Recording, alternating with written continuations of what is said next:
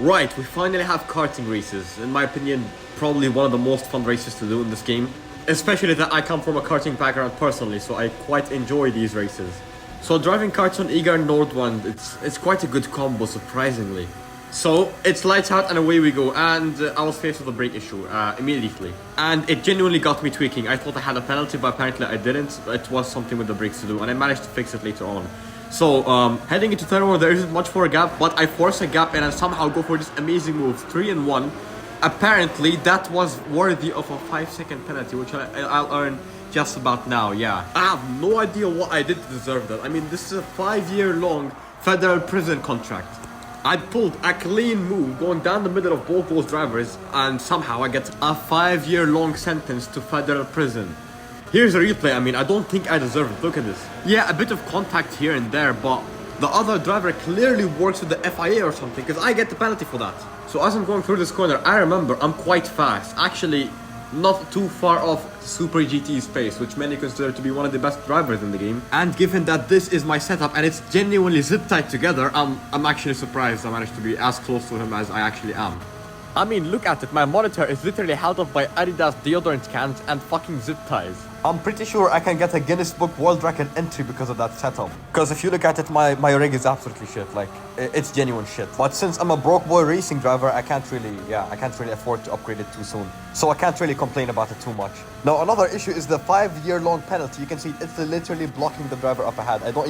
It's hard for me to see what he's doing. Polyphony Digital managed to find the perfect place to put the penalty indicator where anything that's more than 30 meters ahead is not fucking visible. So yeah, I crashed, but I was gonna serve the 5-year-long penalty anyway, so I'm not even that pissed about it. I just want to end the race, I'll be fair with you. The only reason I'm in this race is because of my fucking sportsmanship rating. And I don't want it to tank, as it's already tanked, but if I leave this race, it's gonna tank even more. And since I'm trying to grow my ratings, I'm generally getting out of the habit of quitting races after 1 or 2 incidents. Because the literal reason why my driver's rating is not A+ is because I keep quitting races. All I have to do is get consecutive top 5 finishes, not even podium, top 5 finishes, and I could be driver A+. And that genuinely surprised me, because I thought driver A+ people are genuine untouchable. No, they're just people who are consistent. Okay, you don't even have to be quick to be A+, you just have to be consistent. I mean, you could get the top 10 finishings and still improve your driver's rating somehow. I don't really know how this system works, but I guess all I have to do is just stay in the races and not quit. And that's how I'm gonna improve my driver's rating. Apparently. So enough of the shit talk. The whole reason I made this video is for this amazing race, which, to be fair, karting races on this track are just something else. I never thought of them until I actually tried them out. At first, I was skeptical.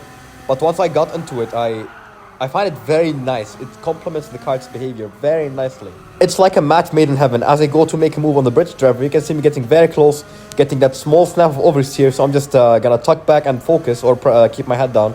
As I almost run into the back of him, I do touch him, but nothing too major happens. So I'm looking to set up an overtake for the next corner, but apparently I do get the better exit. So I just go ahead and overtake him alongside, going into the next corner, which is a long sweeping right-hander and is quite difficult to do on these karts, surprisingly.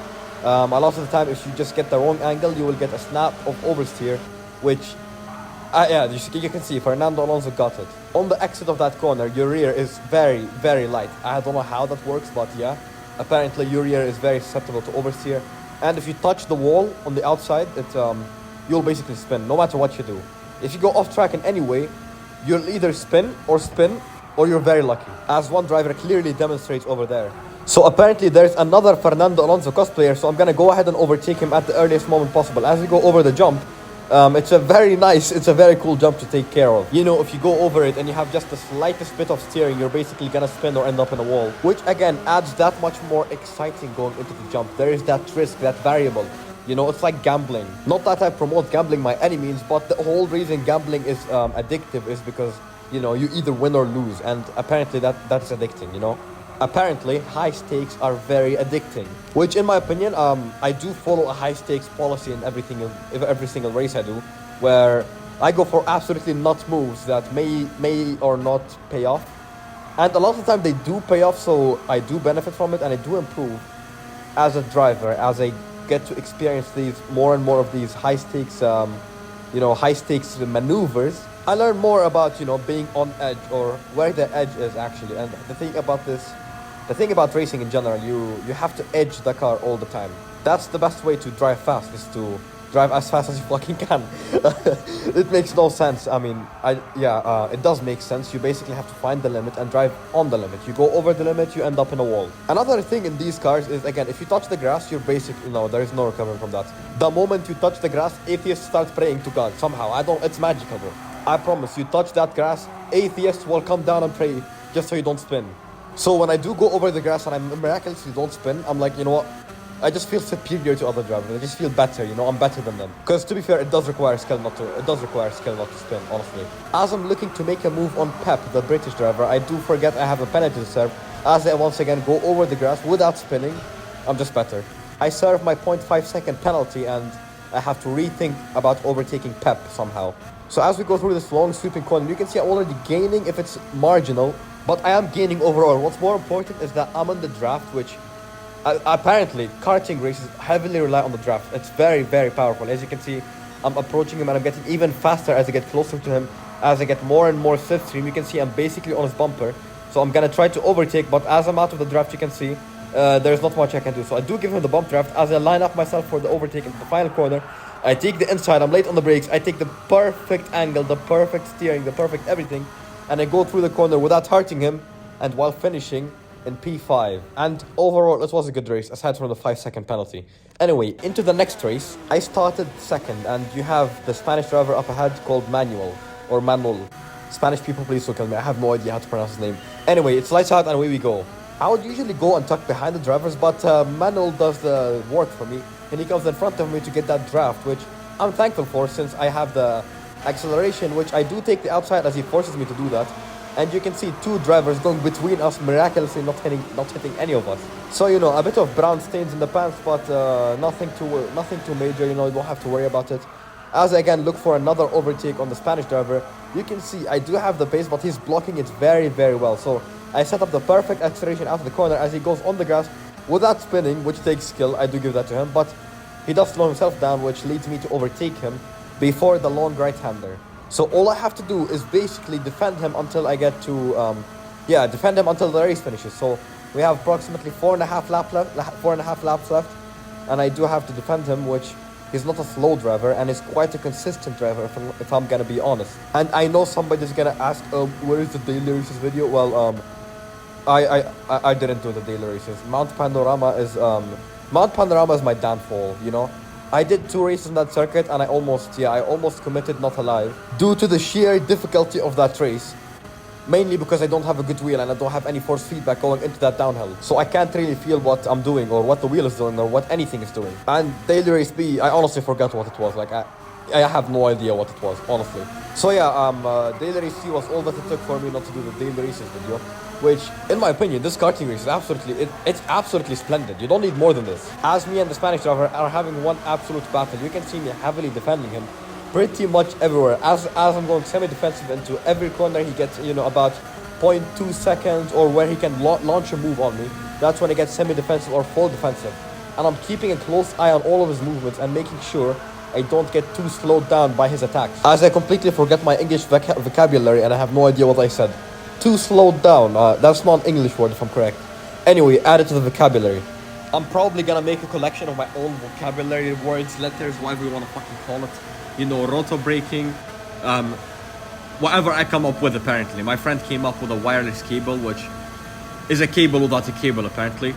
And before you say this is unrelated, yes, I know it's unrelated, but I have nothing to say since there's not much action going on track. Aside from me going off the track on the grass and using all my infinite skill and wisdom to get the cart back on track while not losing any speed. I'm the top G of kart racing. So you can see Manuel, man, I have no idea how to say his name. I'm not even gonna try. The Spanish driver is I'm building the gap. I'm faster than him, and I thought he would get closer, but as he's just on the draft, you know, it's increasing, decreasing. But all my goal now is to get him outside of the draft where it's hard for him to decrease the gap. Since on the straights he will gain on me until the corners, and that's where I'm faster, since yeah, he does have the draft and I don't have anybody in front of me to suck the toe of. Okay, that sounds horrible. Oh my lord. Yeah, so there is no toes to suck from drivers in front. I hate how that statement is very accurate in the terms of racing, but anybody who doesn't know what I'm talking about will probably think it's some freaky shit, but it's not. I promise you, it's not. It's a toe that you no. Right. Racing Classics 101. A toe is the slipstream of a driver up ahead that you suck to get in front of.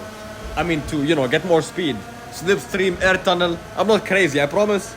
And yeah, the Manuel or the Spanish driver doesn't seem to be doing too bad. Again, he's staying just about on the edge of the slipstream range or the toe range, which, yeah, the draft is, it's exactly what's keeping him from staying within me. He just gets faster on the straights and the gap increases in the corners where I'm using very aggressive over-revving techniques of the engine to get, more power. I mean more traction onto the braking zone. As you can see, he's gotten very, very close, but the gap did extend back over the straight as he got quite a bad exit. So I do get to keep my cushion or enjoy it a little more as we are going through this long section, enjoying the greenery of Switzerland, of Egon Nordwand. As I make a small mistake, and I rub against the wall, which turns into a very romantic Romeo and Juliet.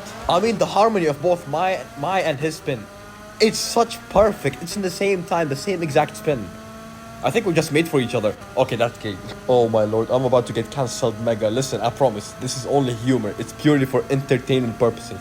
Okay? Because I know someone out there will go in the comments and absolutely shit on me, saying you're not inclusive, girgir ziyada, and try to frame me as a bad guy for what's clearly a joke, but apparently people are snowflakes these days, and I don't really care. Actually, go ahead and cancel me. I don't even care anymore.